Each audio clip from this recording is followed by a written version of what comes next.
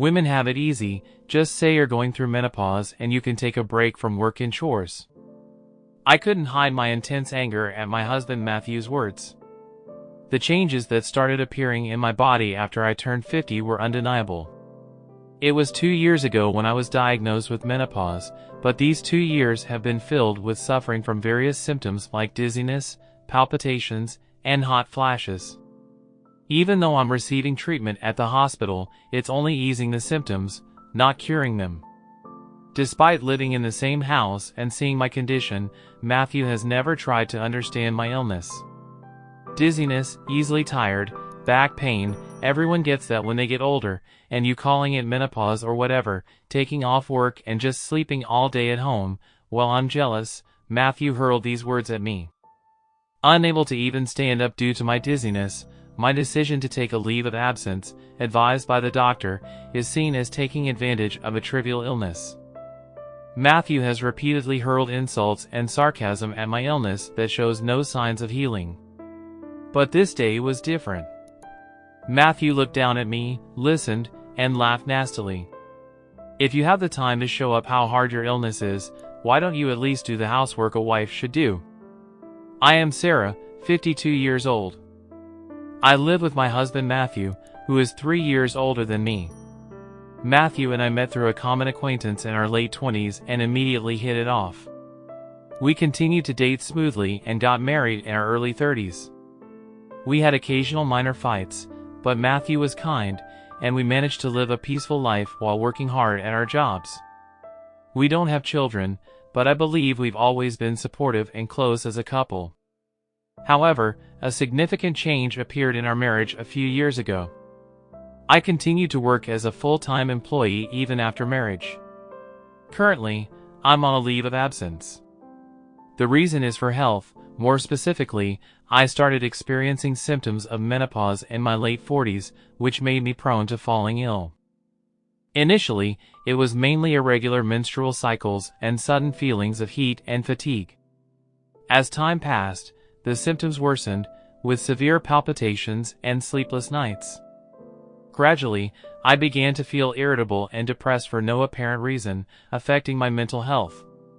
Menopause can bring various symptoms for about 10 years from before to after menopause, and I'd heard about it, but experiencing it myself was more challenging than I had imagined.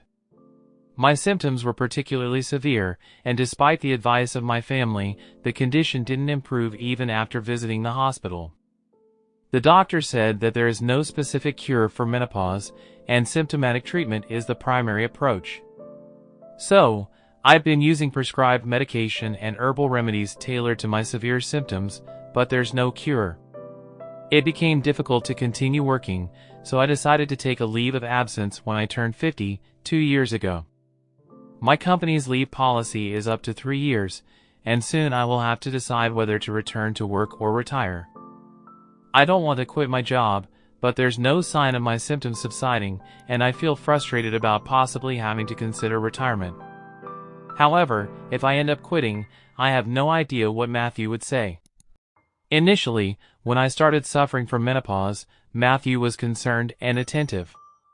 He wasn't the type to take the lead in household chores, but he used to care when I was unwell. I thought he was a kind person, but as soon as he realized my health issue might drag on, he started looking at me with irritation. When I discussed taking a temporary leave from work with Matthew, he didn't like the idea. I don't understand much about your health, but is it so bad that you need to take a leave? You're not just slacking off and relaxing at home, right? I was shocked when he said that. Men also go through menopause, but Matthew, despite having a chronic illness, rarely felt ill. He's always been careful to maintain his health to prevent his condition from worsening, so he probably sees me, who continues to be unwell, as lazy. That's evident from how he responds, no matter how much I explain my symptoms. So, what's the plan to improve? If that method doesn't work, shouldn't you look for another? Why do you keep saying it's not getting better? If it's not healing, find a way to heal. He seemed far from understanding. But continuing to work in my current condition is tough. When I pleaded for a leave of absence until my health stabilized, Matthew, as expected, got furious. However, after I told him that not only my boss but also my colleagues and juniors had asked me to take a break, he reluctantly agreed, though still displeased. I decided to do more housework while not working, but there were times when I suddenly felt ill and couldn't get up. Standing brought on dizziness, and even sitting down didn't stop the sweating, perhaps due to hot flashes. Still, when I tried to vacuum despite the difficulty, merciless back pain would strike. No matter how much I endured and took medicine, trying to do housework whenever I could move a bit, Matthew still didn't understand. "Aren't you better yet? What's the point of going to the hospital?" It was predictable that gradually, he began to treat me coldly. "Stop being so dependent. If you're at home all day, why don't you finish all the housework during the day? It's not like you're unwell from morning till night. Coming home to no greeting, dinner just cut up and heated up, what are you doing at home all day?" And it wasn't just once or twice that I heard such complaints from Matthew when he returned from work. I was shocked by his attitude, sighing tiredly on weekends when he was at home. That's lying down all the time, and I was feeling unwell and lying down. I even got yelled at. The sarcasm and complaints from Matthew increased day by day, and words of care and concern disappeared, while his terrible attitude hurt me. I also increasingly worried whether my symptoms would ever heal, if a time would come when I really got better.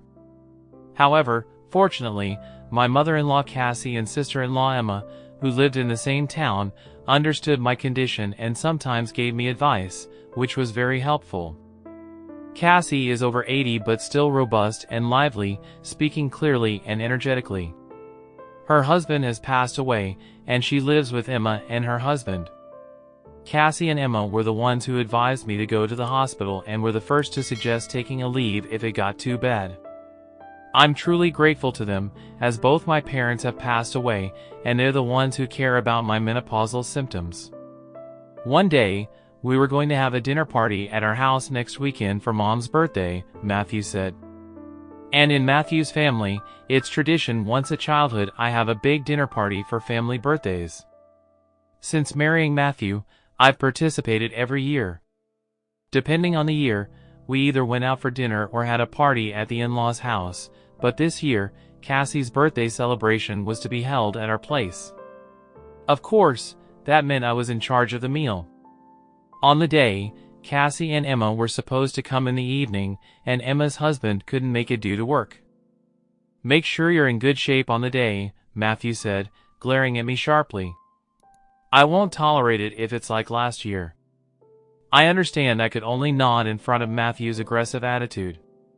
Last year, on Cassie's birthday, I felt ill and missed the party at the in-laws' house. Matthew seemed to take it harshly when he returned home. I remember crying from the pain of that time. So, this time I want to be in good condition on the day of the dinner, as Matthew said.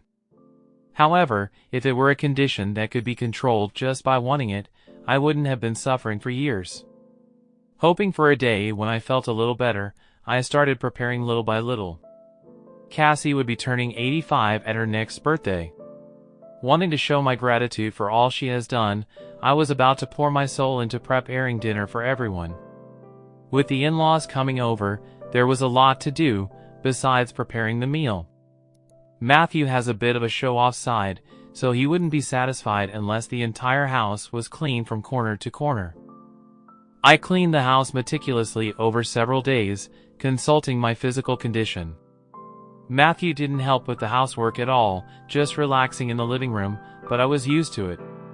It seems that younger people nowadays do housework, but in Matthew's generation, housework is the wife's job, especially since Matthew, thinking I'm just lazing around at home all day, wouldn't help. Then, after finishing the shopping for the dinner party the day before, I went to bed early. I closed my eyes, praying it was just a mild symptom. However, on the day of the dinner party, I had the worst timing, as I suffered from a terrible headache and dizziness right from the morning. When I tried to get out of bed, my vision blurred, and I had to close my eyes involuntarily. Then, I heard a violent ringing in my ears and felt as if my head was being beaten with severe pain. It was especially bad, even for my recent condition. Still, I managed to get out of bed clumsily, only to be greeted by Matthew's loud sigh from above. When he realized I couldn't possibly prepare breakfast, he grabbed his wallet and phone and headed for the door. And then, I'm going to grab some food. And since I feel sick around you, I'll go to Mom's place early. Make sure you have dinner ready when we get back, he said coldly and left the house. Surely, today was the day Matthew planned to pick up Cassie and Emma, but dropping by this afternoon must be an inconvenience for them too. His harsh words hurt me, but I couldn't stay down forever. I just drank some jelly drink, took my medicine, and lay down in the living room until my condition settled. But my health hardly improved by the afternoon. The medication eased the headache, but standing up caused dizziness and made me stagger. I needed to start preparing dinner, but my body wouldn't cooperate. I stood in the kitchen for short periods, taking breaks, but time was relentlessly approaching. Feeling at my limit, I tried calling Matthew, but there was no answer, so I sent him a text, but he didn't reply. Eventually, it was 5 p.m., and I was still halfway done when Matthew returned home with Cassie and the others. Matthew, entering the living room, looked at me sitting in the kitchen with a puzzled expression. No welcome for Mom and the others? Is dinner ready? Nothing is set up, he said. And I was at a loss for words. The bread was baked, and I had torn some leafy vegetables and added tomatoes, making a salad, but that was about all I had prepared. The thought of being scolded again made my heart race and breathing difficult, but I decided to apologize and tell the truth. Matthew, I'm sorry, this is all I could do. I'm really sorry, but could you please order something nice for the main course? I'm really sorry, I said. And Matthew's face turned red as he changed his attitude dramatically. Are you kidding me with the sickness act now? We were looking forward to this dinner, Mom was so excited, and here you are, making me look bad again, just like last year, Matthew shouted angrily at me. It's not that I'm not trying to. Isn't it obvious? You can't even manage your own health. At your age, it's pathetic. You make everyone else suffer because of your own problems. Matthew continued to berate me without listening. Then, why didn't you answer the phone? I sent you a text to eat out. I even sent another text 3 minutes ago for delivery. Why do you insist on eating at home when you don't do anything? My frustration exploded, and I shouted back loudly. Each word I spoke felt like my head was being hit with a metal bat. My vision was so blurred I could hardly see Matthew's face. I couldn't hear anything over my own voice and heartbeat, and I was sweating profusely from the heat. The symptoms I had been managing with medication all came back stronger, and I regretted not keep ing quiet, but I couldn't help but tell Matthew. When my vision finally cleared a bit and I caught Matthew's gaze, he was staring at me in silence with his mouth open. Then, as our eyes met, his face turned bright red, and he pointed at me angrily. What's with that attitude? Pretending to be sick and not doing housework, and getting angry when pointed out? You're the worst. I'm sick of supporting a wife who's a failure at housekeeping. If you can't handle housework, we're getting a divorce, loud enough to be heard outside. All my desperate pleading had no effect on Matthew. After all these years, he brought up divorce without hesitation, and I felt so miserable. I was on the verge of tears. Divorce seemed inevitable. I was about to reply in agreement when I heard light footsteps, but Matthew, in his rage, probably didn't notice. Menopause? What's that about? Getting tired easily, having shoulder pains, aren't these things normal for our age?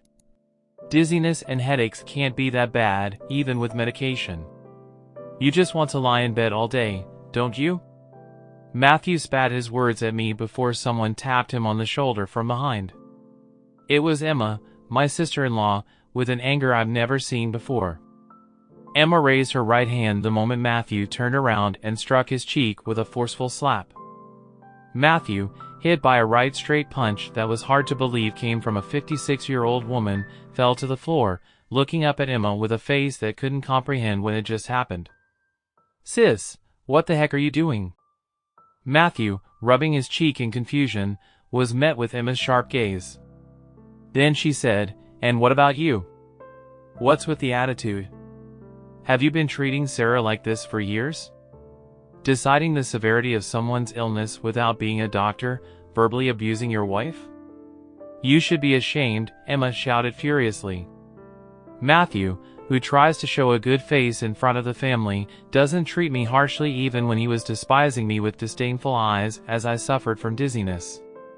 He became considerate of my health the moment Emma visited, even making coffee himself. I had consulted Cassie and Emma about my illness but never about Matthew's behavior. They are caring people, but if I spoke ill of Matthew, their blood relative, they might harbor ill will towards me. They haven't seen how Matthew treats me harshly, so they might not believe me. Even if they did believe and sympathize, I couldn't speak out, thinking about what Matthew might do to me afterwards. But seeing Emma's actions now, I might have been wrong. What's going on? Today is Mom's birthday party, and I wanted to make it enjoyable, but it's this guy who ruined the dinner party by not preparing anything." Matthew, standing up, pointed at me and continued to blame. Then Cassie, who came to the living room with Emma, glared at Matthew. "Are you saying Sarah ruined the dinner party? That's just your opinion, right? From what I heard, Sarah was trying her best to prepare despite her pain. She contacted you because it didn't seem like she could make it in time, asking to change the venue or order delivery. I don't appreciate being celebrated by someone who's unwell. I'm not even slightly happy being celebrated by a son who just complains after dumping everything on his sick wife." Cassie said this to Matthew firmly. Then Emma, "Did you come to our house, leaving Sarah alone while she was feeling ill?" "Well, there's nothing I can do," Matthew replied. "There are many things you could do, like helping with chores or being considerate about her health. I remember telling you this when Sarah started feeling unwell. You just found it bothersome, didn't you?" Dumbfounded by Emma's words, Matthew was at a loss for words. After I started feeling unwell, Emma had told Matthew to be more considerate of me, but as his usual behavior showed, he didn't heed her words. Or is it that Mom's fighting with her menopause isn't even a real illness? Getting tired easily, palpitations, that happens to everyone as they age. Women just want to be lazy, so they can name it a disorder and pretend to be sick, Matthew continued, trying to justify himself.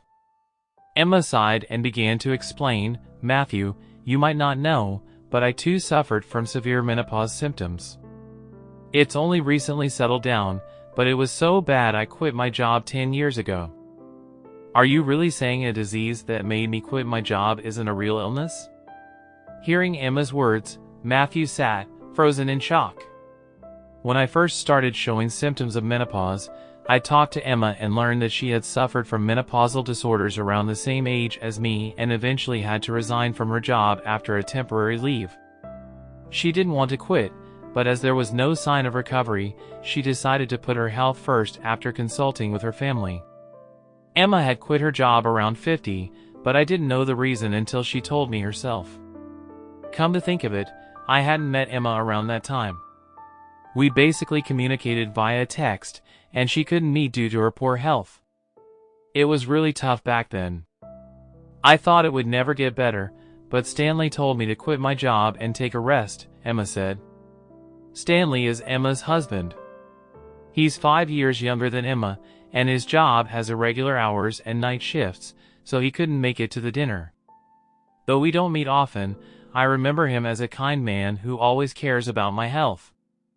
Emma, with such a gentle husband, pleaded desperately with Matthew, Sarah is not your servant. Shouldn't you, as a husband, have more compassion? Sorry, sis. I knew you were unwell before, but I didn't know it was for that reason, Matthew replied, sounding like an excuse. Right now, it's not about me. Shouldn't you be apologizing to Sarah, not me? Emma said firmly, and Matthew reluctantly turned to face me. Matthew loves Emma, so he usually can't go against what she says. Eventually, he gave up and apologized to me. "I'm sorry," Sis called me, and it opened my eyes. "From now on, I'll help you, Sarah, and we'll get through this together," he said sincerely, looking into my eyes. I thought he finally understood. I was about to forgive Matthew when Cassie interjected, "Hold on a minute." Cassie, looking tired from standing, came to the sofa supported by Emma and sat next to me. She looked me in the eye and said, "Sarah, you can't believe Matthew's words. You should divorce him quickly." "What? What do you mean?" I asked in surprise, and Cassie shared a past experience. "Actually, I suffered from similar symptoms around your age. There wasn't a name like menopausal disorder back then, but from what you told me, I think I probably had it too. I've told you this before, haven't I?" I nodded slightly to Cassie's words. When Cassie was around my age, the term menopausal disorder was not widely recognized.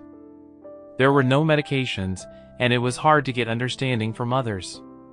Cassie chuckled sadly and pointed at Matthew. "Matthew used to hurl terrible abuses at me when I was suffering. It was around the time before he married you. I think he was living at his parents' house and would say things like, 'Make dinner faster. How long will you lie in bed, mother? Stop pretending to be sick.'" Such heartless words. Cassie's face winced as if remembering those times. "Matthew, is that true?" I asked, wanting to believe him, but he awkwardly turned away. His silence and lack of denial meant that everything Cassie said was true. Cassie looked down sorrowfully and continued, "My late husband got so angry at Matthew's behavior back then that he hit him. And when Dad scolded him severely, Matthew said the exact same thing he's saying now. He woke up. Indeed, after that, Matthew stopped saying anything to me because he quickly married you and left home. But Sarah, you've been mistreated by him, haven't you? In other words, Matthew hasn't changed at all since then. He still doesn't try to understand others' illnesses, even after decades." Stunned by this, not only did Cassie insist that Matthew's words were just excuses for the moment. "Wait a minute. I mean, I won't do it again." "Believe me," Matthew tried to interject, but Emma grabbed his arm to stop him. "I saw it all back then. That's why I hit you, just like Dad did. Remember how you cried and apologized to me after Dad scolded you? You said you wouldn't do it again, you had woken up and realized your mistake. But now, you're doing the same thing to Sarah that you did to me before. It's too convenient to say believe me after doing the same thing twice. It's unbelievable." With Emma's admonishment, Matthew bit his lip in frustration. As Matthew fell silent, Cassie grabbed my shoulders and said, "That's why you need to divorce Matthew and escape quickly. Otherwise, you'll continue to suffer. Now is your chance, with me and Emma here along with you.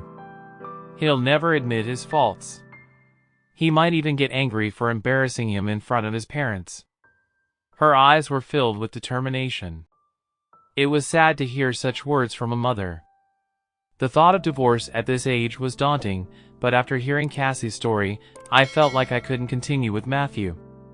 Despite the harsh treatment I had endured, believing that once my symptoms subsided, we could live happily as before. But I realized it would probably only get worse. Anger surged within me as I thought about Matthew's past verbal abuse towards Cassie. I stood up, enduring my ongoing dizziness, looked straight at Matthew, and expressed my intention to divorce. "Matthew," shaking off Emma's hand, "what the hell?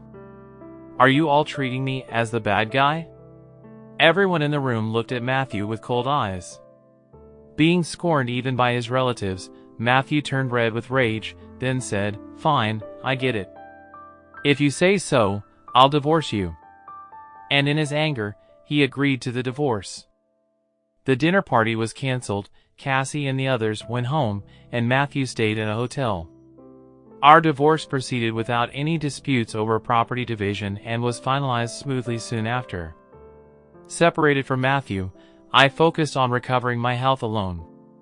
Happier later, having had no contact since, I received a call from Matthew.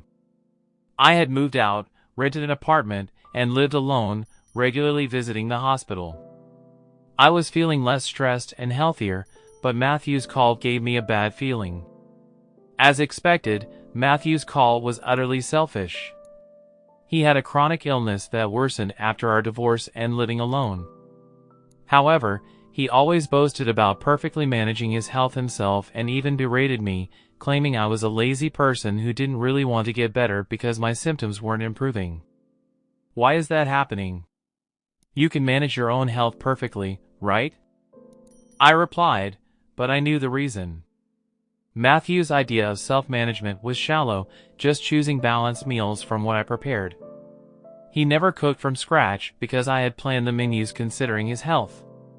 Moreover, Matthew, who never did any housework, had a terrible lifestyle in the past 6 months, relying on delivery or ready meals, not vacuuming, leading to a decline in living conditions. Such an unhealthy diet and unsanitary environment would indeed ruin anyone's health. I can't live like this anymore, so I want you to take care of me. It's been half a year, your illness must be cured by now, right? Matthew said without any remorse. Apparently, he first turned to Emma and Cassie, but Emma was already busy caring for Cassie and couldn't help. Matthew, desperate, contacted me. So, I wanted to refuse. He was my former husband of many years. I wanted to ignore him, knowing everything. Then at least look at these albums I found in the storage. If you don't need them, I'll throw them away, but Matthew said, believing they were old photos. I hesitated. Though I've had enough of him, now back then, my relationship with Matthew was good, and there were pictures with Cassie's family too. Deciding to go and select my own photos, I visited our former home for the first time in half a year. The house we lived in until 6 months ago seemed dirtier than before, perhaps due to a lack of cleaning. Leftover takeout containers cluttered the table, making me grimace involuntarily. You know, without you here, I don't have time to clean. It's hard to move when I feel bad. Matthew made excuses without any provocation. Well, he claimed to feel unwell. He seemed quite energetic at a glance. Moreover, despite wanting care, what Matthew really seemed to need was someone to clean, do laundry, and prepare meals. It just seemed like he wanted a housekeeper. After a moment of thought, you don't look injured and seem quite healthy. Why don't you stop being lazy and take care of yourself? I said. Matthew narrowed his eyes solemnly and retorted, you know, my illness affects my internal organs and nerves, right? Don't judge by appearances. It's outrageous that you call me lazy when I'm suffering so much. His backpedaling words, met by my cold gaze, Matthew visibly became unsettled. Then, he stopped moving abruptly, widened eyes, he took a deep breath, and apologized to me. I said those harsh things to you when you were suffering. I'm truly sorry. I deeply regret it. It won't happen again, so please. I anticipated his next words and firmly interrupted. Sorry, but I can't take care of you. I'm still not over my menopausal disorder, and I can't trust your word. A desperate Matthew apologized profusely. Please, I could end up in the hospital anytime because my condition might worsen. I continue with medication, but proper diet management is essential, and I'm in trouble without you. Please, I'm begging you. His apology seemed heartfelt. However, I knew from Cassie that this could just be a performance. He said that's what he does when he wants to make you seem heartless for not forgiving him after a deep apology. Remembering Cassie's words, I gently declined. I was overwhelmed with my own issues and not in the state to care for someone else. Living with Matthew again and taking care of him would only worsen my menopausal symptoms due to distress. I had just started to stabilize and didn't want to return to square one. I can't. If you really need care, use home care services or a helper. That's beyond me. I explained these options to Matthew, who was still pleading, and made it clear that I couldn't care for him and had no intention of living together again. Then, I returned to my own life. Since then, my symptoms have settled, and I've returned to work after a hiatus. Though I considered retiring at one point, I needed to support myself living alone. I always found fulfillment in my job, and despite its new year and a few months gap, returning to work felt good. I have no intention of reconciling with Matthew or considering remarriage at this time. However, I still keep in touch with Matthew's family and occasionally meet them for meals. The regular family dinners, a long-standing tradition of Matthew's family, were discontinued after this incident. I also heard that Matthew, for some reason, left his job. He claimed it was to focus on treatment, but his hospital visits haven't increased, nor has his diet improved. He seems to be living on his early retirement funds for now. Yet, he appears to be living in fear of an uncertain future due to his illness. I'm determined to take care of my health and live a fulfilling life for the remainder of my days. Don't forget to hit that like button if you enjoyed this video, and if you're curious to see where this journey takes us next, make sure to subscribe and turn on notifications so you won't miss a single update. Your support is what keeps this channel alive and kicking, and every like, comment, and share means the world to us. We've got plenty more stories, insights, and surprises coming your way, so stay tuned for the next video. Thanks for watching, and I'll see you in the next one.